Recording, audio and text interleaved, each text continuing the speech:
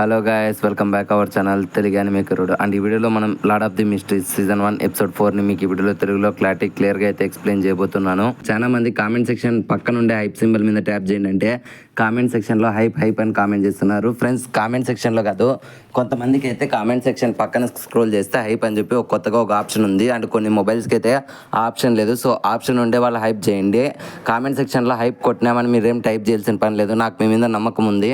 మీరు మళ్ళీ కామెంట్ సెక్షన్లో హైప్ అని అడగకుండా మీకు ఏదైనా డౌట్స్ కానీ ఏదైనా యానిమే ఎక్స్ప్లెనేషన్స్ కానీ ఉంటే వాటిని కామెంట్ సెక్షన్లో అడగండి. నేను వాటిని క్లారిఫై చేస్తాను. అండ్ మీరు నాతో పర్సనల్గా ఇంటరాక్ట్ అవ్వాలనుకుంటే ఇన్స్టాగ్రామ్లో డిఎం చేయండి, నేనైతే రిప్లై ఇస్తాను. చాలామంది యూట్యూబ్ కామెంట్స్లో హాయ్ అని పెడుతున్నారు. నేను రిప్లై ఇచ్చి నుంచి వాళ్ళకు 2 days తర్వాత ఇంకొకసారి రిప్లై ఇస్తున్నారు. సో ఇట్లాంటి కన్ఫ్యూజన్స్ లేకోకుండా నేను ఇన్స్టాగ్రామ్లో డిఎం చేస్తుంటే ప్రతి ఒక్కరికి కూడా రిప్లై ఇస్తున్నాను. సో నాతో మాట్లాడాలనుకుంటే వాళ్ళు ఇన్స్టాలో డిఎం చేయండి, అక్కడ మాట్లాడేసుకుందాం. ఇంకా లేట్ అండ్ ల్యాగ్ లేకుండా వీడియో అనేది మొదలు పెట్టేసుకుందాం. ఇప్పటికే చాలా డిలే అయిపోయింది. ఈ ఎపిసోడ్ స్టార్టింగ్ లోనే ఒకతను క్షమాపణ అడుగుతూ ఉంటాడు.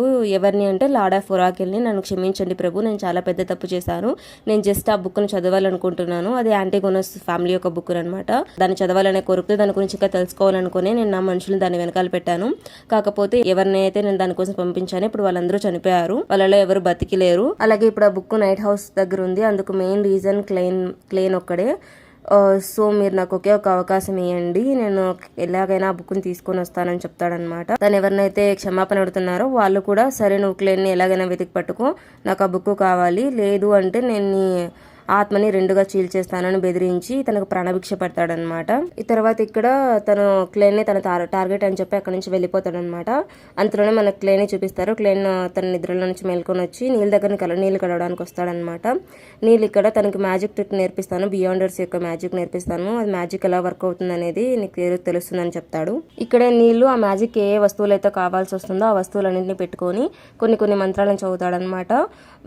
అలాగే మన క్లెయిన్ తను చూసి షాక్ అవుతూ ఉంటాడు. ఎందుకంటే తను ఆ మ్యాజిక్ని యూజ్ చేస్తున్నప్పుడు తన చుట్టూ ఒక బేరియర్ కైండ్ ఆఫ్ థింగ్ అనేది ఏర్పడుతుంది అనమాట. ఆ మ్యాజిక్తో తను తన గాడెస్ని ఒకటే కోరుకుంటాడు. గాడెస్ ప్లీజ్ దయచేసి నాకు ఈ $30 బిల్ ఏదైతే ఉందో దాన్ని తీర్చేయడానికి హెల్ప్ చేయండి అని కోరుకుంటాడు. ఈ బిల్ ఏదైనా అవ్వచ్చు, లేక తను ఏదైనా వస్తువులు కొని ఉండొచ్చు, లేకపోతే షాపింగ్ బిల్ ఉండొచ్చు, తినడానికి వాడుకుని రెస్టారెంట్ బిల్ ఉండొచ్చు, ఏదైనా అవ్వచ్చు. అతను ఆ బిల్కి సంబంధించిన పేపర్ అక్కడే పెట్టి ఉంటాడు. గాడెస్ కూడా అందుకు రెస్పాండ్ అయ్యి ఆ బిల్ని కాల్ చేస్తుంది. సో ఇతను చాలా హ్యాపీగా ఫీల్ అవుతాడు. అప్పుడే మన ముసలోడు చెప్తామంట, రా క్లీన్, ఇప్పుడు నాకు ఆ డబ్బులు ఎలా దొరకబోతుందో నువ్వు కూడా నాతో వచ్చి చూడు అని చెప్పి మనోడి వైపు చిన్నగా నవ్వుకుంటా చూసి తననైతే బయటికి తీసుకొని వెళ్తాడు. వీళ్ళు ఇలా ఆ రోడ్ లో నడుచుకుంటూ వెళ్లే టైంలో అప్పుడే వీళ్ళిద్దరు కళ్ళ ముందర వీళ్ళకైతే ఒక పర్స్ అనేది కనపడుతుంది. ఆ పర్స్ లో చాలా డబ్బులు ఉంటుంది. దాన్ని చూసి ఒకసారిగా క్లెయిన్ సంతోషపడతాడు. ఓకే, రిచువల్ పూర్తయింది. కాకపోతే మనం అడిగింది $30 కదా, ఇందులో చాలా డబ్బు ఉంది అనుకుంటాడు. అంతలోనే అక్కడికి ఒక గుర్రబండి వాడు వస్తాడనమాట. బగ్గీలో ఒక అతను కూర్చొని ఉంటాడు. ఇక్కడ నా పర్స్ పడిపోయింది, మీలో ఎవరైనా చూసారా అని అడుగుతాడు. నిజానికి ఆ పర్స్ మీద ఏదైతే ముద్ర ఉంటుందో ఆ బగ్గీ బండి మీద కూడా అదే ముద్ర ఉంటుంది. సో ఈ పర్స్ తందే అని వీళ్ళకి నిర్ధారణ అయిపోతుంది. సరే ఇదిగో తీసుకోండి మీ పర్సు అని నీళ్ళు ఇచ్చేస్తాడనమాట. ఒకసారిగా క్లెయిన్ చూసి షాక్ అవుతాడు. నిజానికి అది గాడేస్ తనకి ఇచ్చింది కదా, తిని ఎందుకు ఇచ్చేస్తాడు, అంత నిజాయితీగా ఎందుకున్నాడు, ఇప్పుడు ఏం చేస్తాడు $30 కోసమని ఆలోచనలో పడిపోతాడు క్లెయిన్. అంతలోనే గుర్రబండి వాడు నీళ్ళ యొక్క నిజాయితీని మెచ్చుకొని అతనికి $30 ఇది నా బహుమతిగా తీసుకో అని చెప్పి ఇచ్చేస్తాడు. ఇంకంత ట్విస్ట్ కళ్ళ ముందర చూసిన మన క్లెయిన్ గానికి అయితే మైండ్ అయితే దొబ్బుతుంది. అండ్ అంతలోనే మనోడు ఆలోచిస్తామట, ఓహో ఈ రిచువల్ ఇలా పనిచేస్తుందా, ఒకవేళ మేము ఆ పర్సన్ దొంగలిచ్చింటే మాకైతే ఎక్కువ డబ్బులు అయితే వచ్చు, కానీ ఒకవేళ ఆ అమౌంట్ మా దగ్గర ఉండేదో వెళ్ళిపోయేదో తెలియదు. బట్ ఎప్పుడైతే నిజాయితీతో ఈ ముసలోడు వాడికి ఇచ్చాడో ఆ ఓనర్ గాడికి వీడి యొక్క నిజాయితీ నచ్చి వీడు గాడెస్ ని ఎంత డబ్బులు అయితే అడిగాడో సో ఆ ఓనర్ గాడు ఎగ్జాక్ట్ అంతే అమౌంట్ ఇచ్చాడు. బహుశా ఇదే అనుకుంటా ఆ రిచువల్ పవర్ అనేది అని మన క్లెయిన్ గాడు అయితే ఆలోచిస్తూ ఉంటాడు. ఆ డాలర్స్ ని క్లెయిన్ వైపు చూపిస్తూ నీళ్ళు ఇలా అంటాడనమాట, మనం మన అవసరాలు తీర్చుకోవడానికి కూడా మ్యాజిక్ ని యూజ్ చేసుకోవచ్చు, కాకపోతే నువ్వు ఉపయోగించే ఈ మ్యాజిక్ అనేది అవతల వాడికి ఎప్పటికీ హాని అనేది కలిగించకూడదు. అండ్ నీ అవసరాలు మాత్రమే తీర్చుకోవాలి. అండ్ ఇంకొకటి గుర్తుపెట్టుకో, నీకు ఆ యాంటిగోనస్ ఫ్యామిలీ యొక్క డైరీని అయితే చదవడానికి అయితే ఒకసారి వాళ్ళు ఆప్షన్ ఇచ్చారు కదా అని చెప్పి ఆ డైరీ గురించి అయితే వీళ్ళు మాట్లాడుతుంటారు. ఆ బుక్ గురించి అయితే మాట్లాడుతూ ఉంటారు. అప్పుడే మన క్లెయిన్ ఆలోచిస్తామట, ఓ ఇప్పుడు ఆ బుక్ నేను ఒకసారి చదవాలి, అండ్ చదివినప్పుడు నేను బాగా గుర్తు పెట్టుకోవాలి, అండ్ ఆ రాజు ఏ డేట్ గురించి అయితే మెన్షన్ చేశాడో ఆ డేట్ అనేది నేను క్లారిఫైగా అర్థం చేసుకోవాలి, అండ్ నేను దాన్ని యూజ్ చేసుకుని ఫ్యూచర్లో నాకు రాబోయే ప్రాబ్లమ్స్ అన్నిటిని నేను క్లియర్ చేసుకోవాలని చెప్పి మన క్లెయిన్ అయితే ఆలోచిస్తూ ఉంటాడు.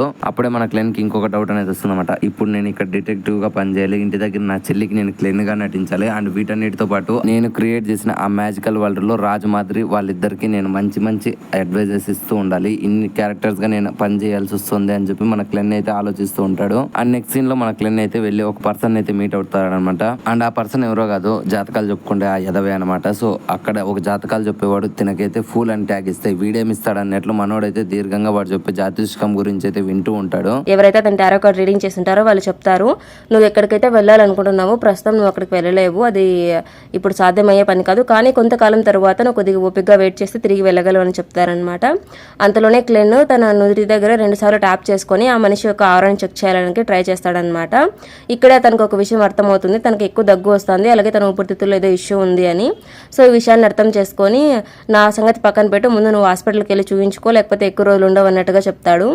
దీన్ని బట్టి మనకి ఏమర్థమవుతుందంటే మన క్లైంట్ యొక్క కళ్ళు ఎక్స్రేల కంటే ఫాస్ట్గా లోపల ఏమేమి రోగాలు ఉన్నాయని తెలిసిపోతుంది. బహుశా అలాంటిదే మనకు ఒకటి ఉంటే బెటర్ కదా. ఇంకా అక్కడ నుంచి మన క్లైంట్ గారు వెళ్ళి ఇంకొక షాప్ లో అయితే మీట్ అవుతాడు అనమాట. అక్కడ ఉండే అమ్మాయి తనకైతే ఒక క్లబ్ గురించి అయితే ఇంట్రడ్యూస్ చేస్తుంది. యాక్చువల్ గా మేము ఒక క్లబ్ అనేది రన్ చేస్తున్నాం, సో మీరు అక్కడికి వస్తే కొంచెం ఎంజాయ్మెంట్ గా ఫీల్ అవ్వచ్చు అనడంతో మన క్లైంట్ కూడా ఓకే నేను తప్పకుండా వస్తానని చెప్పి తనకైతే ప్రామిస్ చేసి మనోడైతే ఆ క్లబ్ కి అయితే వెళ్తాడనమాట.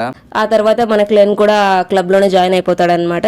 తర్వాత మనకు ఆ క్లబ్ యొక్క ఓనర్ అలాగే అక్కడ చుట్టూ ఉన్న వాళ్ళు మీటింగ్ చేస్తూ ఉండడం చూస్తాము. ఆ క్లబ్ యొక్క ఓనర్ ప్రిన్సిపల్ అనమాట. వాళ్ళు మిగతా స్టూడెంట్స్ తో మాట్లాడుతూ వాళ్ళకి మిర్రర్ డైమెన్షన్ గురించి టీచ్ చేస్తూ ఉంటాడు. అంతలోనే అక్కడికి మన సియర్ వస్తాడు, క్లెయిన్ వస్తాడు అనమాట. అతను వచ్చిన సందర్భంగా అందరితోనూ మాట్లాడతాడు. అలాగే మన క్లెయిన్ కూడా అక్కడ ఉన్న వాళ్ళందరూ ఎవరో పరిశీలిస్తూ ఉంటారు. అప్పుడే తనకు అర్థమవుతుంది అందరూ ఎవరో నార్మల్ గానే ఉంది. అలాగే విల్సన్ని కూడా చెక్ చేస్తాడు. విల్సన్ ఆరో కూడా నార్మల్ గానే ఉంటుంది, తనకి ఇక్కడ ఏది తేడాగా అనిపించదు.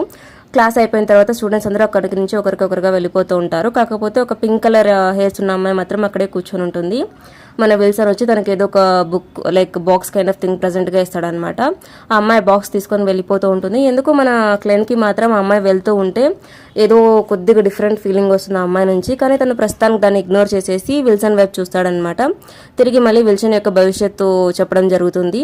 నువ్వు ఇక్కడికి నిజానికి చాలా పెద్ద నమ్మకంతోనే వచ్చావు, నాకు నీ భవిష్యత్తులో 2 విషయాలు కనిపిస్తున్నాయి, ఒకటి గ్యాదరింగ్, ఇంకొకటి ఫ్యామిలీ.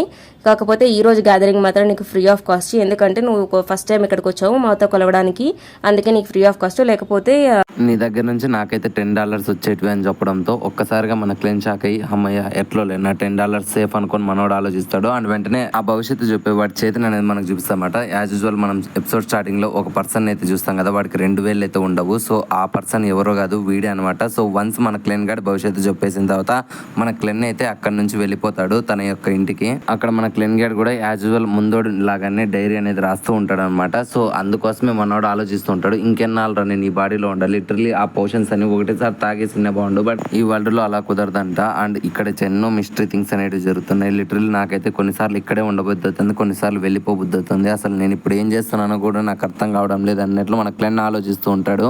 అప్పుడే మనకు తెలుస్తుంది అనమాట మన క్లెయిన్ గారు తాగిండే పోషన్ వల్ల మనోడికి అయితే డైజెస్టివ్ సిస్టమ్ లో ఎప్పుడైతే అది ఇంకిపోతుందో అప్పుడే మనోడు దానికంటూ ఒక సీక్వెన్స్ లెర్నింగ్ అనేది నేర్చుకుంటాడు. అండ్ ఆ సీక్వెన్స్ లెర్నింగ్ ఎప్పుడైతే నేర్చుకుంటాడో అప్పుడే మన క్లెయిన్ గారు అయితే తన యొక్క ఒరిజినల్ వరల్డ్ కి అయితే వెళ్ళిపోగలడు అని. అంతలో ఉన్నట్టుండి ఎవరో తన తలుపు కొట్టినట్టు అనిపిస్తుంది. అది తలుపు తీసి చూస్తే అక్కడ ఎవరో కాదు తన సిస్టర్ ఏదో ఒక చిన్న బొమ్మను తీసుకొని వచ్చి టాటాయిస్ లాగా ఉంటుంది అనమాట. అది తాబేల్లా ఉండే బొమ్మను తీసుకొని వచ్చి ఆడుకుంటూ ఉంటుంది. క్లెయిన్ యొక్క చెల్లెలేమో తనతో ఇలా అంటుంది, నీకు ఉద్యోగం దొరికినప్పటి నుంచి నువ్వు నన్ను ఇగ్నోర్ చేస్తూ ఉన్నావు, నా కోసం నీ దగ్గర టైమే లేదు అని కొంచెం బుంగమూతి పెడుతుంది అనమాట. క్లెయిన్ తన్ని బతిమాలుతూ ఉంటాడు అలాంటిది ఏం లేదు అని. తర్వాత క్లెయిన్ వాళ్ళ సిస్టర్ ఇలా ఉంటుంది, నిజానికి నువ్వు మాతో కలిసి భోజనం కూడా చేయట్లేదు, ఈసారి ఫ్యామిలీ గ్యాదరింగ్స్ కి మనందరం కలిసి వెళ్ళాలంటుంది అనమాట. క్లెయిన్కి అది ఇష్టం ఉండదు, కైనా సరే వాళ్ళ సిస్టర్ని బాధ పెట్టలేక ఓకే అంటాడు. కాకపోతే క్లెయిన్ సిస్టర్ మాత్రం ఇలా ఉంటుంది, ఫ్యామిలీ గ్యాదరింగ్స్ అనేవి మనకి హెల్ప్ఫుల్గా ఉంటాయి, మనకు తెలిసిన వాళ్ళు తెలియని వాళ్ళు చాలా మంది గురించి మనకు తెలుసుకోవచ్చు, బహుశా ఏదో ఒక రకంగా ఎవరో ఒకరు మనకు ఆ టైంలో యూస్ అవుతారని చెప్తుంది అనమాట. క్లెయిన్ కూడా సరేలే అని చెప్పి నవ్వినట్టుగా నవ్వి తను ఇగ్నోర్ చేస్తూ ఉంటాడు. కాకపోతే ఆ గ్యాదరింగ్కి వెళ్ళాలని అనుకుంటాడు. అంతలోనే తనకి మిస్టీర్ అనేది గుర్తొస్తుంది అనమాట. తిరిగి తను మిస్టీర్ మీటింగ్ చేస్తాడు. అదే లైక్ ఆ మిర్రర్ డైమెన్షన్ లో వాళ్ళు ఏదైతే గ్యాదరింగ్స్ మాట్లాడుకొని ఉంటారో వీక్లీ ఒక్కసారి మాత్రమే ఆ గ్యాదరింగ్ చేయాలని చెప్పి ఆల్రెడీ మన క్లెయిన్ చెప్పడంతో ఇప్పుడు ఆ టైం వచ్చిందని చెప్పి మనోడైతే ఆ గ్యాదరింగ్స్ కి అయితే అటెండ్ అవుతాడు అనమాట. సో మనోడితో పాటు ఆ ఇద్దరు ఆ అబ్బాయి ఆ అమ్మాయి కూడా అటెండ్ అవుతుంది. సో మన క్లెయిన్ తో పాటు జస్టిస్ అలాగే హ్యాండ్ మ్యాన్ వాళ్ళిద్దరు కూడా వచ్చి ఉంటారనమాట. కాకపోతే ఇక్కడే మన క్లైన్ వాళ్ళిద్దరు ఆవరాన్ని కూడా చెక్ చేయడానికి ట్రై చేస్తాడు. హ్యాండ్ మ్యాన్ యొక్క ఆవరా మాత్రం సముద్రం లాగా చాలా షార్ప్గా ఉంటుంది, కాకపోతే అక్కడ జస్టిస్ ఆవరా మాత్రం చాలా కామ్గా షార్ప్గా ఉంటుంది. సో వాళ్ళ దగ్గర వాళ్ళ ఆవరాన్ని చెక్ చేసినప్పుడు డిఫరెంట్ సింబల్స్ కూడా ఏర్పడుతూ ఉంటాయన్నమాట. ఈవెన్ క్లైన్ యొక్క తలపైన కూడా ఒక డిఫరెంట్ సింబల్ ఏర్పడుతూ ఉంటుంది.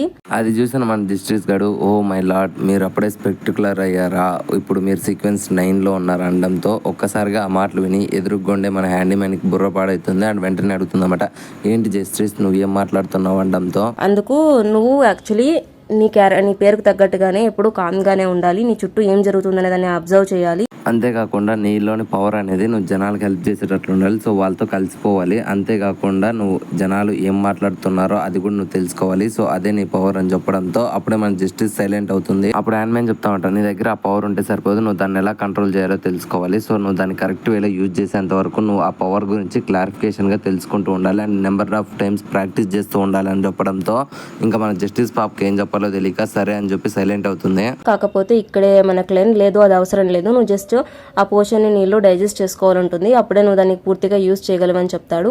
అందుకు హ్యాండ్ మ్యాన్ షాక్ అయ్యి, థ్యాంక్ యూ సో మచ్, మీరు చెప్పిన ఈ విషయాన్ని నేను జీవితాన్ని గుర్తు పెట్టుకుంటానని చెప్తాడనమాట.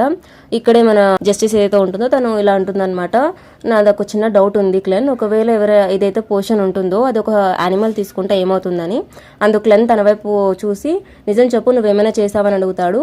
అందుకు జస్టిస్, నేను ఒక పోషన్ తయారు చేశాను, ఆ పోషన్ని బై మిస్టేక్గా నా కుక్క తాగేసింది, సో ఇప్పుడు నాకు ఏం చేయాలో తెలియట్లేదు అని చెప్తుందన్నమాట. అందుకు క్లెన్ రెస్పాండ్ అవుతూ, ఒకటి నీ పెట్ ఏదైతే ఉంటుందో చనిపోవచ్చు, లేదా అదొక క్రియేచర్గా మారచ్చు, లేదా అదొక సూపర్ క్రియేచర్గా మారచ్చు, ఏమైనా జరగచ్చు, ఒకటి పాజిటివ్ అయినా అవ్వచ్చు లేకపోతే నెగిటివ్ అయినా అవ్వచ్చు, మనం రెడీగా ఉండాలని చెప్తాడనమాట. ఇంకప్పుడే మనకు ఏం చెప్తామంట, సరేలేండి ఈరోజు సెషన్కి చాలు, మళ్ళీ ఇంకొక మీటింగ్లో మనం కలిసి మాట్లాడుకుందాం అండ్ డిస్కస్ అయ్యే లోపల మీకు ఒక విషయం గురించి నేను చెప్పాలి అండ్ మనం ఎగ్జిట్ అయిపోయిన తర్వాత మీరు ఒక ప్రేయర్ చేయాల్సి ఉంటుందని చెప్పి మన క్లెన్ అయితే చెప్తాడు. అండ్ అంతేకాకుండా దాంతోపాటు క్లెన్ రైజల్ క్రిస్టియన్ యొక్క డైరీ గురించి తెలుసుకోమని వాళ్ళిద్దరికి చెప్తాడనమాట. కాకపోతే హ్యాండ్ మ్యాన్ చాలా షాక్ అవుతాడు, ఇతనికి రైజల్ క్రిస్టియన్ యొక్క డైరీని చదవడం వస్తుందా అని.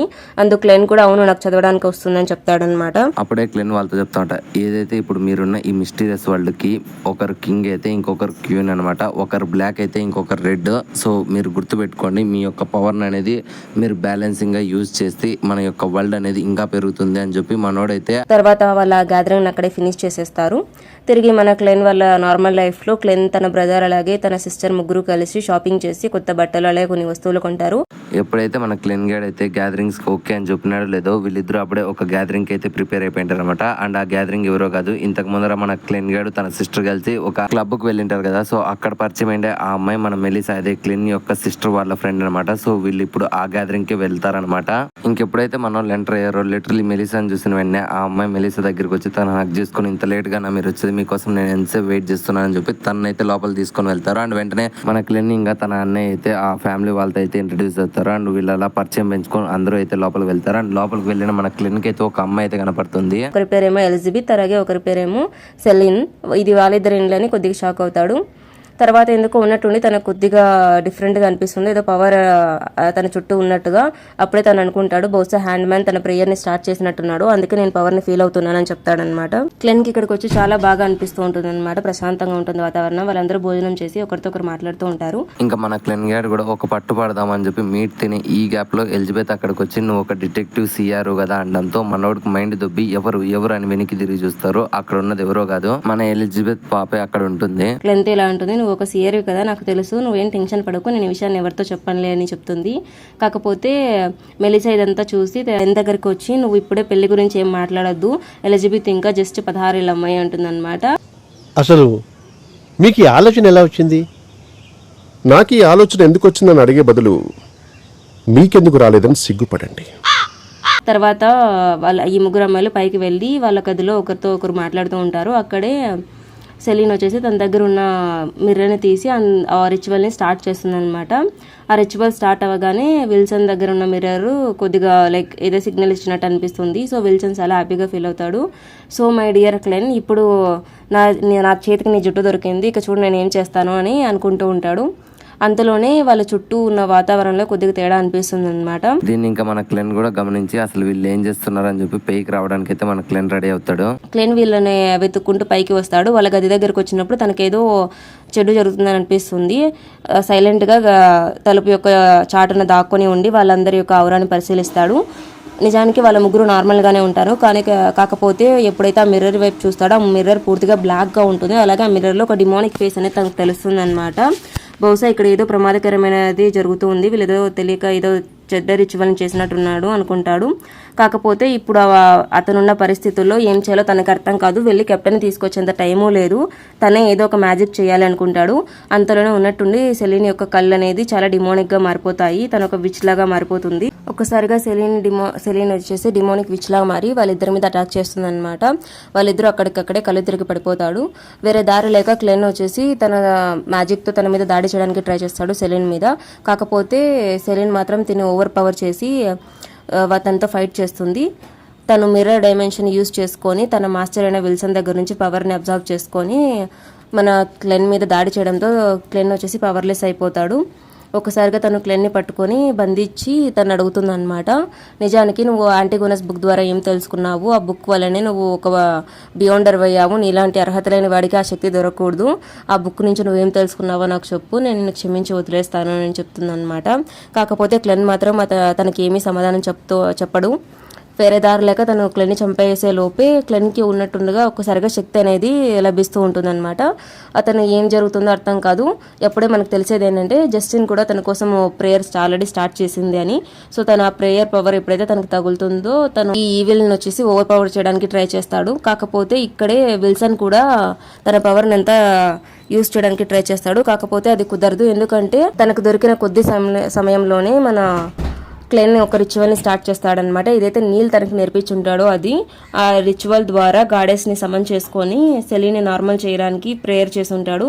ఆ ప్రేయర్ అనేది సక్సెస్ఫుల్గా కంప్లీట్ అయిపోవడంతో జస్ట్ మిస్లో మన క్లెన్ అయితే బతికిపోతాడు అనమాట సెలీనియం చేతిలో. ఇంకా తనైతే నార్మల్ అయిపోయిన వెంటనే తనైతే అన్కాన్షియస్ అయ్యి కింద పడిపోతుంది. అండ్ ఇంకొక సైడ్ అయితే మన విల్సన్ గడ్ అయితే ఎంతో బాధపడతాడు అనమాట. బికాస్ తను ఓడిపోయాడు అని చెప్పి కోపంతో ఇంకా మన గెలిచిన క్లెన్ మాత్రం వెంటనే ఆ అద్దం వల్ల ఇదంతా జరిగిందని చెప్పి వెంటనే అద్దాన్ని అయితే షూట్ చేసి పారేస్తాడు. ఇంకా వెంటనే ఇంకా తనకున్న అన్ని ఆప్షన్స్ క్లోజ్ అయిపోయినాయని చెప్పి మన విలియమ్స్ గడ్ అయితే ఎంతో బాధపడుతూ ఉంటాడు అనమాట. అండ్ ఇంకొక సైడ్ మన క్లెన్ మాత్రం వెంటనే తన సిస్టర్ దగ్గరికి వెళ్ళి, ఏం కాలేదు కదా నీకు మెలిసా, నేనున్నాను నిన్ను కాపాడడానికి, నన్ను క్షమించు, ఇంకొకసారి ఇటువంటి పరిస్థితి రాని అని చెప్పి మన క్లెన్ మాత్రం ఎంత బాధపడుతూ ఉంటాడో. అండ్ దీనికి ప్యారలల్ గా ఆ విల్సన్ గాని చూపిస్తామట. మనోడు బాధలో ఉంటే అప్పుడే అక్కడికి సడన్ గా ఒక పర్సన్ అనేది వచ్చి, బాస్ చెప్పిన పని నువ్వు నెరవేర్చలేదని చెప్పి బాస్కు తెలిసింది. సో బాస్ నిన్ను చంపేమన్నాడని చెప్పి వెంటనే వాడిని అయితే చంపేస్తాడు.